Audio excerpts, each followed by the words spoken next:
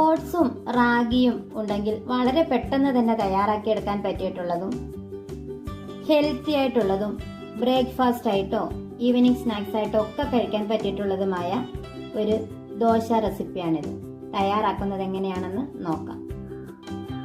ഒരു മിക്സിയുടെ ജാറിലേക്ക് നമുക്ക് 1 കപ്പ് ഓട്സ് ഇട്ട് കൊടുക്കാം, 1/4 കപ്പ് റാഗിപ്പൊടി ഇട്ട് കൊടുക്കാം, 1/4 കപ്പൊക്കെ ശർക്കര പൊടിച്ചതിട്ട് കൊടുക്കാം.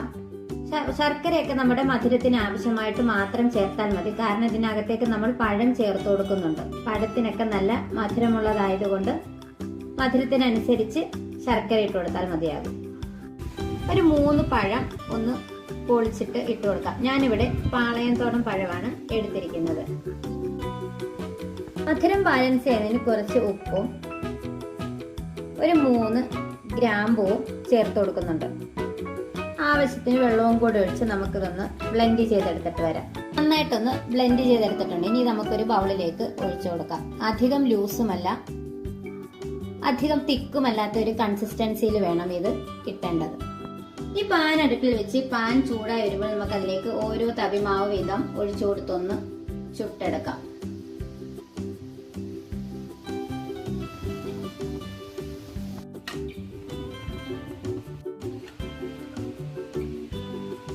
വളരെ പെട്ടെന്ന് തന്നെ തയ്യാറാക്കി എടുക്കാൻ പറ്റിയതും ഹെൽത്തി ആയിട്ടുള്ളതുമായ ബ്രേക്ക്ഫാസ്റ്റ് ആണിത്.